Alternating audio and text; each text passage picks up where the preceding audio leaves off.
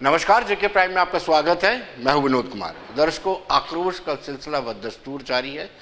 लोगों में इस बात को लेकर के बड़ा आक्रोश है कि जिस तरीके से सिलेक्टिव किलिंग हो रही है और एक विशेष धर्म समुदाय के लोगों को टारगेट बनाया जा रहा है और ऐसे हालात बनाने का प्रयास किया जा रहा है कि जैसे 1989 और 90 में थे।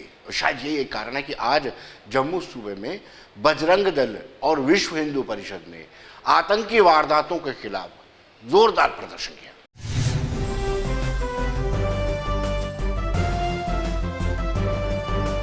नहीं किसी के बाप को कश्मीर में कश्मीर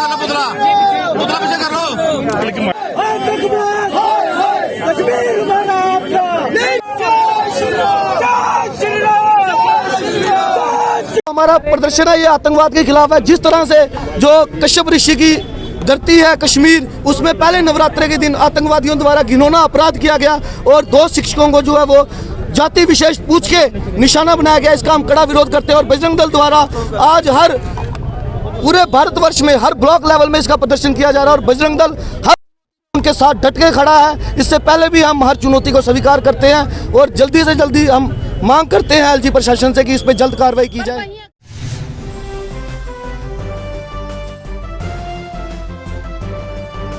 दर्शकों, दूसरी ओर राजौरी में भी बजरंग दल और विश्व हिंदू परिषद ने प्रदर्शन किया और प्रदर्शन का प्रमुख कारण यही था कि जिस तरीके से कश्मीर में माहौल को बिगाड़ने का प्रयास किया जा रहा है, जिस तरीके से कश्मीर में आतंकी सिलेक्टिव किलिंग कर रहे हैं, एक विशेष धर्म समुदाय के खिलाफ टारगेट उनको बनाया जा रहा है।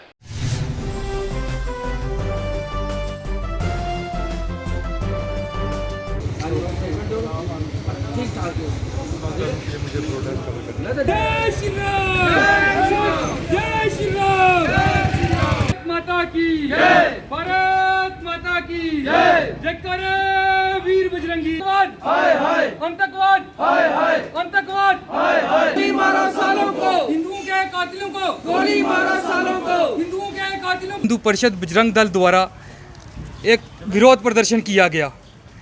पिछले 8-10 दिन से कश्मीर के अंदर 7 हिंदुओं की हत्याएं निर्मम तरीके से कर दी गई। उनमें से 2 अध्यापक थे। अध्यापकों का दर्जा जो हमारा पूजनीय है, इन लोगों ने उनको नहीं छोड़ा और किसको छोड़ेंगे। एक ML बिंद्रू जी जो 17 साल से वहाँ पे अपनी सेवाएं दे रहे थे, इन लोगों को दवाइयाँ प्रोवाइड करवा रहे थे, इन लोगों ने उन्हें भी नहीं छोड़ा। दूसरी बात ये रही कि अपना आज का जो प्रोटेस्ट था वो पाकिस्तान TRF जो जिनने अपना लिया कि हमने ये कांड किया, उनके खिलाफ था। और अपना हमारी पूरी संवेदना पूरे विश्व हिंदू परिषद बजरंग दल के पूरे कार्यकर्ताओं की संवेदना उनके साथ है जिनके अपना बलिदान हुए। हम केंद्र सरकार से और अपना गवर्नर जी से निवेदन करते हैं, कृपया आर्मी को खुली छूट दी जाए। जितने भी अलगाववादी लोग हैं वहाँ पे उन्हें अंदर डाला जाए, उन पर PSA लगाया जाए और ऐसे जो मानसिकता के लोग उभर रहे हैं वापस वहाँ पे 90 के दशक के हालत बना रहे हैं, उन्हें जल्द से जल्द वहाँ से एलिमिनेट किया जाए।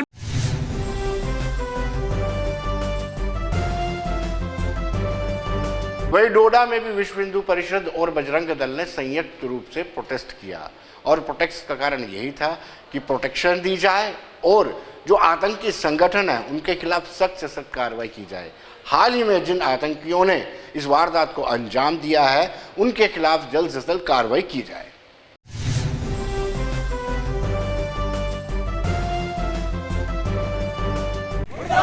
पाकिस्तान मुर्दाबाद, पाकिस्तान मुर्दाबाद, पाकिस्तान मुर्दाबाद, पाकिस्तान मुर्दाबाद, पाकिस्तान पाकिस्तान मुर्दाबाद, पाकिस्तान मुर्दाबाद, पाकिस्तान मुर्दाबाद, पाकिस्तान मुर्दाबाद, पाकिस्तान मुर्दाबाद, पाकिस्तान मुर्दाबाद, पाकिस्तान। कहीं भी देखो किसी रेडी वाले को मारा जा रहा है, किसी डॉक्टर को मारा जा रहा है। परसों तो उस्तादों को मारा गया। भाई क्यों?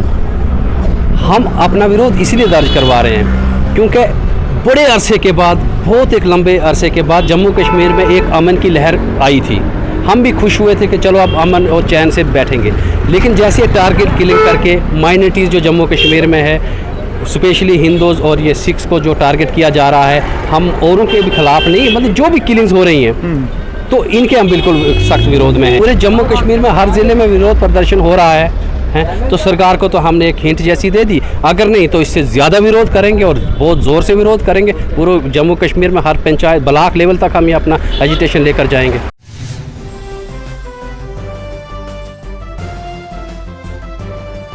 दर्शकों, जम्मू कश्मीर मामलों की प्रभारी, मैं कांग्रेस की बात कर रहा हूं। कांग्रेस में जम्मू कश्मीर मामलों की प्रभारी रजनी पाटिल इन दिनों जम्मू कश्मीर के दौरे पर हैं। आज भी और बीते कल भी उन्होंने कश्मीर में उन परिवारों से मुलाकात की जिन परिवारों को शिकार बनाया गया, और अपने इस मुलाकात के दौरान वो भावुक भी हो उठी और उनकी आंखों से आंसू भी छलक पड़े।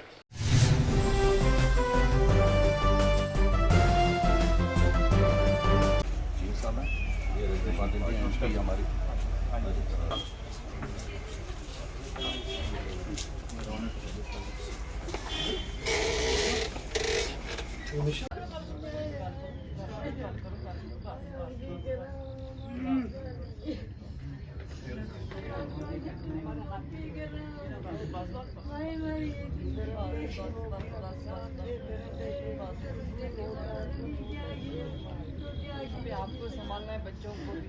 कैसे उम्र नहीं है, लेकिन क्या करेंगे, बच्चे कहाँ देखेंगे। जम्मू कश्मीर ने जो हालात देखे हैं वो फिर 1980 की घटना फिर से दोहरा रही है, ऐसे हमें लग रहा है। 1990 की घटना फिर दोहरा रही है, ऐसे मुझे यहाँ पे आकर महसूस हुआ। कल से हम जो देख रहे हैं, मासूम लोगों को यहाँ पे मारा दिया जा रहा है और मासूम लोग गोली का निशाना बन रहे हैं। और जो यहाँ पे नॉर्मल सी आई है जो बताया जा रहा है, वो बिल्कुल खोखले दावे ये जो भारतीय जनता पार्टी की सरकार कर रही है ऊपर से, मुझे लगता है कि यह कहीं ना कहीं यहाँ पे राजनीति ना लाके कहीं ना कहीं यहाँ पे संजीदगी से यहाँ पे सोचना होगा। जुडिशियल इंक्वायरी होनी ही चाहिए, क्योंकि अभी भी जो मांग कर रहे हैं घर के लोग कि जो किलर्स हैं, मासूम लोगों को मारने वाले जो हत्यारे हैं, उनको तुरंत आइडेंटिफाई करने की ज़रूरत है। हम हमेशा बोलते हैं, अभी भी बताया गया कि अननोन गनमैन, कितने साल हम इनको अननोन गनमैन के नाम पे उनके ऊपर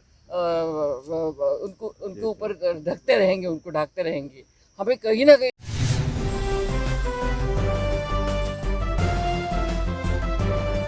वहीं सांसद अकबर लोन ने भी पीड़ित परिवार से मुलाकात की और कहा कि ऐसा माहौल तैयार करने की कोशिश की जा रही है कि पलायन का एक मरतबा फिर अध्याय लिखा जाए, लेकिन उन्होंने गुजारिश की है अल्पसंख्यक समुदाय के साथ कि वो घाटी को छोड़ के ना जाएं और ऐसी ताकतों को मजबूती ना दें।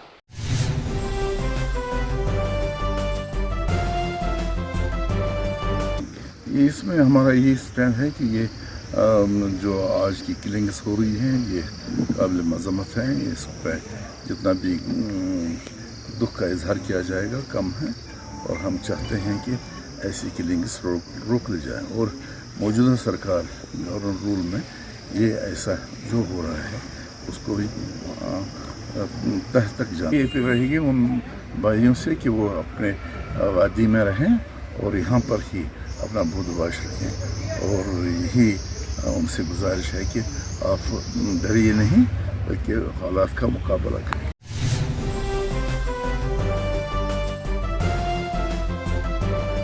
दर्शकों, पंचायत कॉन्फ्रेंस के लोगों ने भी आज अखनूर में प्रोटेस्ट किया। अनिल शर्मा जो पंचायत कॉन्फ्रेंस के प्रभारी हैं, चेयरमैन हैं, उन्होंने बाकायदा प्रदर्शन किया और प्रदर्शन करके कहा कि ये एक मानसिकता या एक ऐसा षड्यंत्र रचा जा रहा है ताकि अल्पसंख्यकों को मजबूर किया जाए वो घाटी से छोड़े। लेकिन उन्होंने कहा कि सुरक्षा बल सतर्क है और ऐसे डिजाइन को, ऐसे षड्यंत्र को वो पूरी तरह से खत्म कर।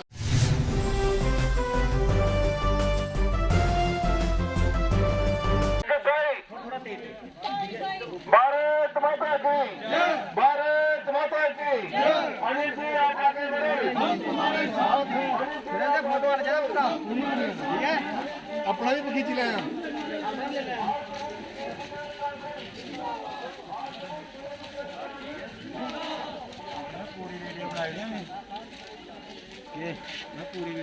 गुंडागर्दी खत्म करो,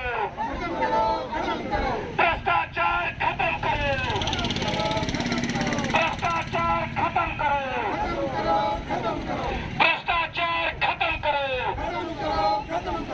पिछले 6 महीने पहले सरपंच साहबानों को कत्ल किया गया, पंच साहबानों को कत्ल किया गया, वीडीसी खाक ब्लॉक के जो हैं भूपिंदर सिंह जी उनको कत्ल किया गया और सरपंचों को कत्ल किया गया। उसके बाद जो है अब आम लोगों को और मुलाजमों को वो भी कत्ल किया जा रहा है। ये वाक़या जो हमारे सामने आ रहे हैं, इसलिए आज ऑल जम्मू कश्मीर पंचायत कॉन्फ्रेंस जो ये किलिंग्स हो रही हैं, सेलेक्टिव किलिंग्स हो रही हैं, इन किलिंग्स को कंडेम करते हैं और ये जितने भी मिलिटेंट ऑर्गेनाइजेशन हैं उनको कंडेम करते हैं कि वो पाकिस्तान में बैठ के ISI हो, चाहे पाकिस्तान आर्मी हो, चाहे हुज़्बुल मुजाहिदीन हो, चाहे अलकायदा हो या दूसरी तंजीमें हो, ये तमाम लोग जो हैं खून खराबा जो है जम्मू कश्मीर के अंदर करना चाहते हैं। जहां भाईचारा जो है हिंदू मुस्लिम सिख ईसाई का जो भाईचारा है उसको तहस नहस जो है वो करना चाहते हैं। इसलिए हमारी अपील है मोदी जी से, हमारे ऑनरेबल प्राइम मिनिस्टर जो हैं मोदी साहब से, हमारी जो पंचायती राज इंस्टीट्यूशन के साथ हम लोग जुड़े हुए हैं, हमारी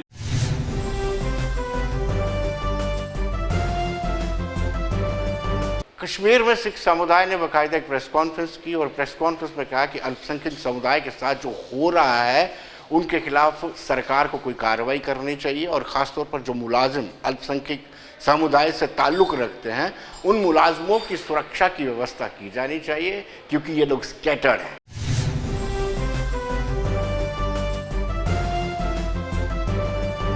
गुरुद्वारा प्रबंधक कमेटी श्रीनगर ने आज एक प्रेस कॉन्फ्रेंस का एहतमाम किया और ये इसलिए बुलाई गई कि जो ये वहशियाना और दिल हिलाने वाली जो कत्ल हुए 7 तारीख को एक स्कूल में, जहाँ पे एक प्रिंसिपल सुपिंदर कौर का कत्ल हुआ, दीपक चंद का कत्ल हुआ, जिसकी गुरुद्वारा प्रबंधक कमेटी पर ज़ोर लफ्ज़ों में मजम्मत करती है और गवर्नमेंट से ये अपील करती है कि वो हर किसी माइनॉरिटीज़ के साथ जो वाबस्ता हैं, जो ड्यूटीज़ दे रहे हैं दूर दूर, उनके तहफ़्फ़ुज़ के लिए ठोस कदम उठाए ताकि आगे से जो ये वाक़यात हैं ये दोबारा रोनमा ना हो। इसीलिए ये किया गया। और एक चीज़ है जिसका कम्युनिटी में एक बहुत बड़ा रोष है, तशवीश है, गुस्सा है, गम है, वो ये है कि हायर सेकेंडरी स्कूल में जहाँ 35 मुलाजिम थे और 2 मुलाजिमों को अलग करके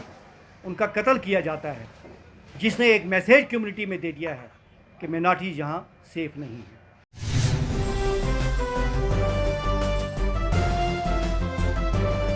दर्शकों, आज पैलिएटिव केयर दिवस मनाया जाता है। गांधीनगर हॉस्पिटल में भी पैलिएटिव केयर दिवस बनाया गया। आइए देखते क्या कहने डॉक्टर।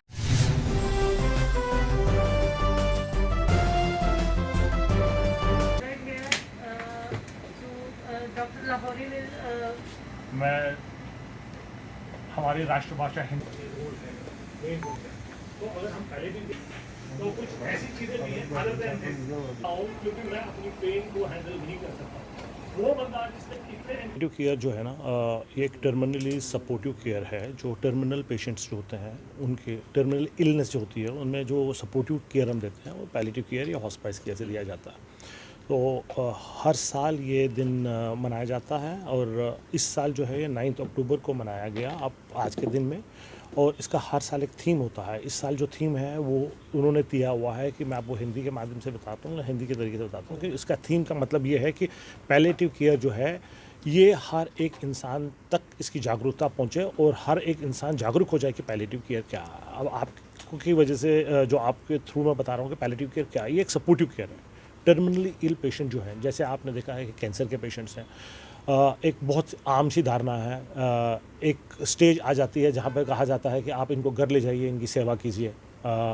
फिर वहाँ पे जहाँ पे ऐसा स्टेज आ जाए तो फैमिली डिस्टर्ब हो जाती है कि घर जाके कैसे सेवा की जाए, क्या तरीका है, क्या कुछ सेवा करने के तरीके हैं, इसको कॉन्स्टिपेशन होगी, इसको पेन होगी या इसको कोई और प्रॉब्लम या रेस्पिरेटरी प्रॉब्लम हो तो कौन एड्रेस करेगा इन सब चीज़ों को। तो इन सब चीज़ों के लिए एक सपोर्टिव केयर डिवीजन बना हुआ है जिसको हम पैलिएटिव केयर डिवीजन कहते हैं, जो हर एक एंड स्टेज डिजीज़ को कवर करता है।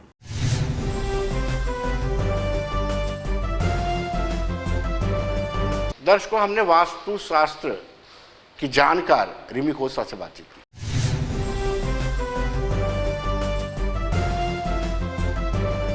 दर्शकों, इन दिनों नवरात्रे चल रहे हैं, पवित्र नवरात्रे इनको बोलते हैं, और नवरात्रों के दौरान शुभ माना जाता है कि कोई नया कार्य शुरू किया जाए। कुछ लोग मकान बनाते हैं, कुछ लोग गाड़ी खरीदते हैं। जो भी शुभ काम होते हैं इन नवरात्रों में किए जाते हैं। इन नवरात्रों में ही लोग कंस्ट्रक्शन करते हैं, जैसे मैंने शुरुआत में कहा, और कंस्ट्रक्शन के लिए न्यूमरोलॉजी के साथ साथ वास्तु बड़ा ज़रूरी रहता है। चर्चा करेंगे। इंजीनियर रिमी खोसला जी हमारे साथ मौजूद हैं, एक्सपर्ट हैं। Rimi ji, welcome. Thank you sir, thank you. सबसे पहले मैं ये जानना चाहूँगा कि न्यूमरोलॉजी का इतना, या वास्तु का, जब हम मकान बनाते हैं तो वास्तु का इम्पोर्टेंट रोल क्या रहता है? वैसे तो सब लोग कहते हैं कि जो ईश्वर ने लिखा होता है वही होना होता है, फिर वास्तु का महत्व क्यों होता है? जी सर, आपका बहुत अच्छा क्वेश्चन आपने किया कि जो ईश्वर ने करना है वो होना वही होता है। बट एक चीज़ हम देखेंगे कि अगर हमें कभी भी बॉडी में कोई भी परेशानी आ रही है, चाहे वो सीवियर हमें हेडेक हो रहा है, कोई बैक एक है, कोई भी पेन है, तो हम ये सोच के नहीं बैठ जाते कि ये तो भगवान ने दी है, हम 1 महीने में तो ठीक हो ही जाएंगे या 1 साल में ठीक हो जाएंगे। हम एक डॉक्टर के पास कंसल्ट करने जाते हैं। तो इसी तरह वास्तु है, अगर आपको एक गाइडेंस मिल सकती है कि आप कौन सी दिशा में क्या करें, ऐसा कि आपको वो हर काम फ्रूटफुल हो, चाहे वो आप कोई फैक्ट्री स्टार्ट कर रहे हैं, कोई शोरूम स्टार्ट कर रहे हैं, कुछ भी कर रहे हैं, वो फ्रूटफुल आपको होना चाहिए। आप इतनी मेहनत कर रहे हैं, पैसा भी लगा रहे हैं, और बाद में आपने कई बार देखा होगा कि लोग कहते हैं हमारा पैसा डूब गया, हमने इतना पैसा लगाया, पैसा डूब गया। इसके कारण यही होते हैं कि वास्तु के डिफेक्ट्स प्लस आपका जो नेम नंबर है वो आपके साथ उसको मैच नहीं हो रहा होता है। तो यही वजह होती है इनकी।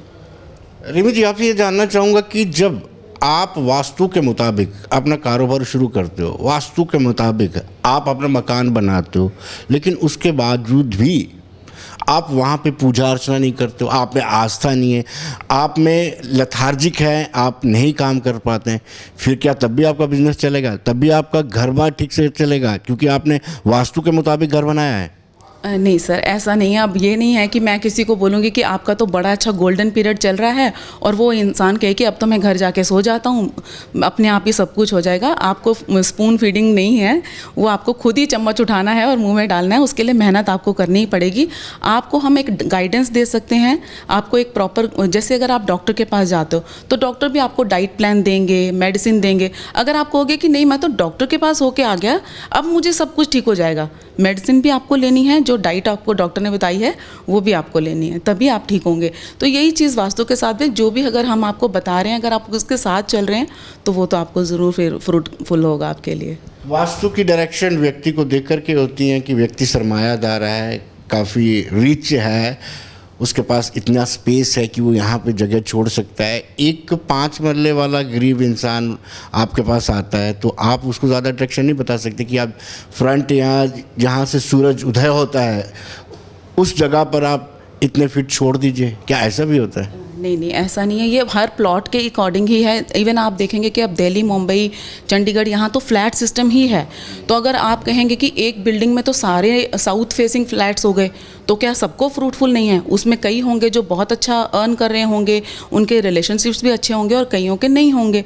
उसमें क्या है कि आपका जो नेम नंबर, जो आपका डेट ऑफ बर्थ है, वो भी रोल प्ले कर रहा होता है कि आपको कौन सा वहाँ पर फ्लैट नंबर कौन सा दिया गया है, आपका डेट ऑफ बर्थ क्या है, और उसके अकॉर्डिंग वास्तु छोटी स्पेस में, इवन अगर आपका ये रूम है इसका भी वास्तु होता है, और अगर आप बहुत बड़ा फार्म हाउस खोल रहे हैं उसका भी वास्तु होता है, उसका अकॉर्डिंगली है। ज़रूरी नहीं है कि मेरे इस रूम का वास्तु बता दीजिए।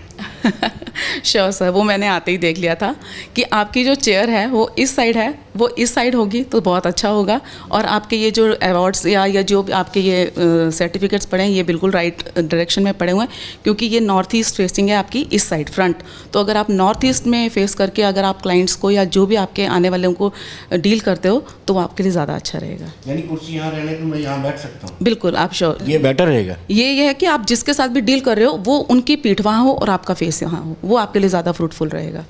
अभी हम टैरो कार्ड्स हो, वास्तु हो, या फिर हम बात करें न्यूमरोलॉजी, तो इनमें क्या सिमिलैरिटीज़ क्या हैं? सिमिलैरिटी सर, जैसे हम कह सकते हैं कि 1 to 9 नंबर्स हैं हमारे पास, 1 to 9 प्लैनेट्स हैं और 1 to 9 डायरेक्शंस हैं, यानी कि 8 directions and 1 centre and plus हमारे 5 एलिमेंट्स हैं जिसको हम कह सकते हैं जल, वायु, अग्नि, पृथ्वी, आकाश।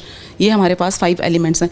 ये जो पूरी स्टडी है ये ऑकल्ट साइंसेस के अंडर आती है और ये सारी स्टडी इसी के ऊपर बेस्ड है, चाहे वो टैरो कार्ड्स हों, चाहे न्यूमरोलॉजी हो, चाहे वास्तु हो, ये सारी स्टडी जो है इसी के ऊपर बेस्ड है।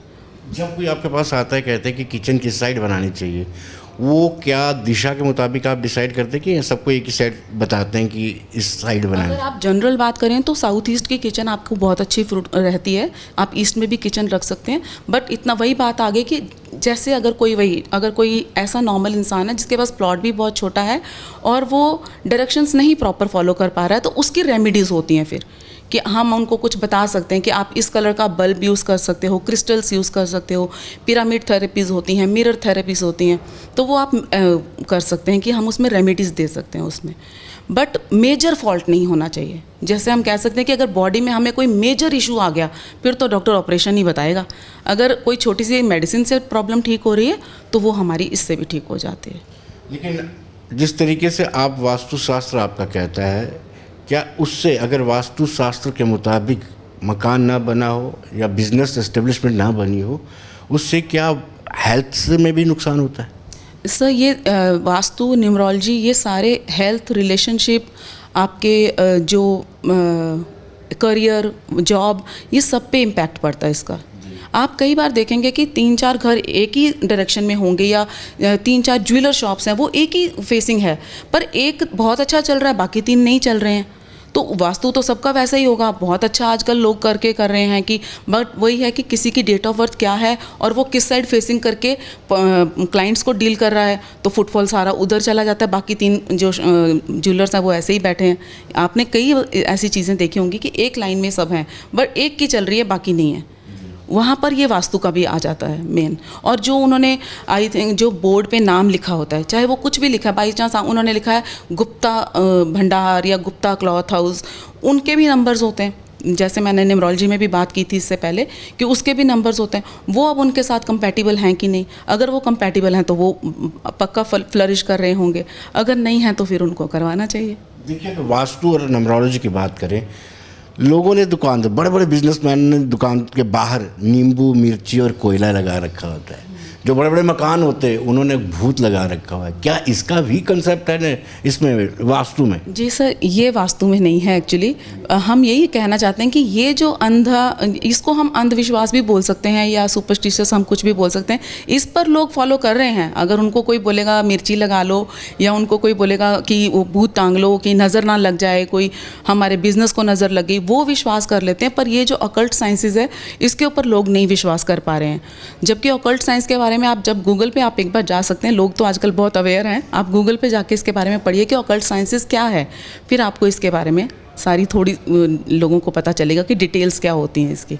और वो रिमी जी, लोगों को अब विश्वास हो रहा है, वास्तु पे विश्वास हो रहा है, लोगों को न्यूमरोलॉजी पे विश्वास हो रहा है, किस तरीके से लोग इस तरफ अट्रैक्ट हो रहे हैं, कुछ अपना एक्सपीरियंस शेयर करेंगे? सर मैं न्यूमरोलॉजी तो काफ़ी देर से कर रही थी पर इतना अवेयर नहीं था, लोगों को इतना पता नहीं था। अब वास्तु और ये जो है टैरो कार्ड्स, ये मैंने अभी स्टडी किया लॉकडाउन पीरियड में सारा 1.5 साल में। तो जो भी मेरे साथ क्लाइंट्स जुड़े हैं, मतलब उनको टचवुड मतलब बहुत अच्छे रिजल्ट्स आए। कुछ तो अभी मुंबई तक पहुंच गए हैं। एक मेरा क्लाइंट ही था, यंग लड़का है वो, तो उसको बहुत था कि मुझे एक मॉडलिंग उसमें जाना है, तो उसको मुंबई से वहाँ से भी एक कॉल आ गया, वो वहाँ सेलेक्ट भी हो गया है और बहुत जल्दी आप लोगों को उसके बारे में पता चल जाएगा। तो ये चीज़ें हैं कि उसको भी छोटी छोटी रेमेडीज़ ही दी थी। अब उनको इसमें विश्वास हुआ कि हाँ, उनका नेम का बैलेंस किया था, नेम उनका थोड़ा सा क्लैश नंबर पे आ रहा था उनके डेट ऑफ बर्थ से, वो बैलेंस किया तो उनको बहुत अच्छे रिजल्ट्स मिले। हमारे जम्मू में भी मेरे 2-3 बहुत अच्छे क्लाइंट्स हैं जिनको बहुत अच्छे रिजल्ट्स मिल रहे हैं।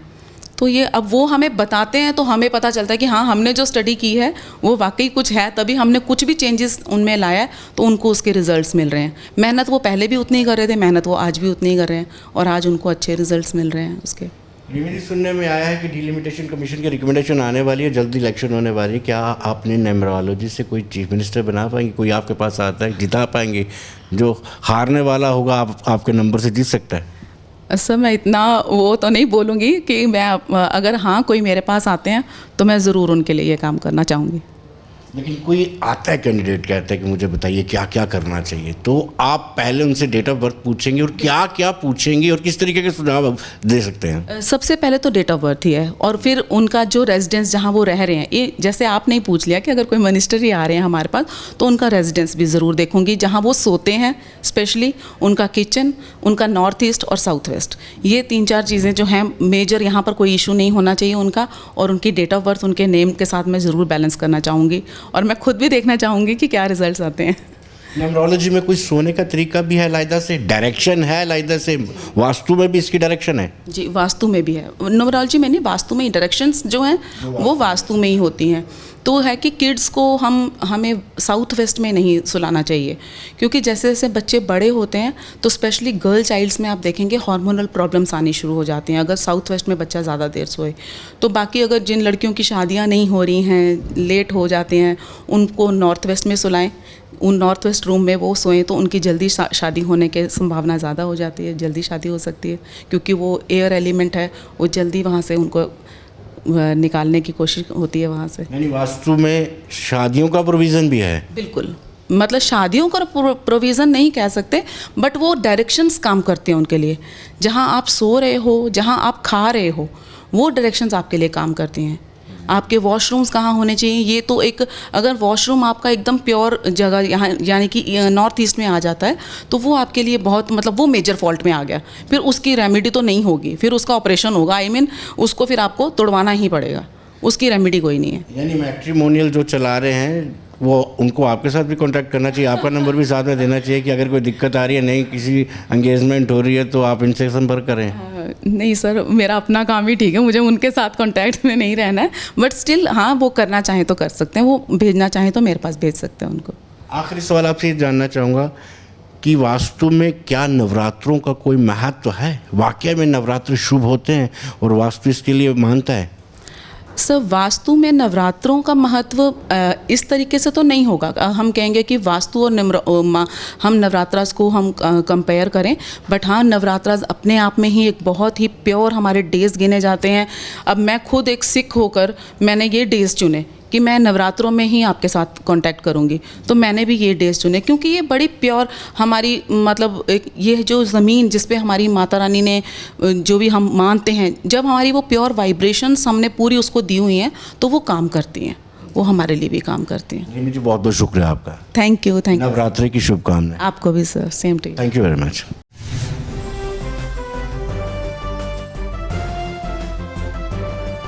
तो दर्शकों बने रहिए देश दुनिया की खबरों के लिए, मुझे दीजिए इजाजत।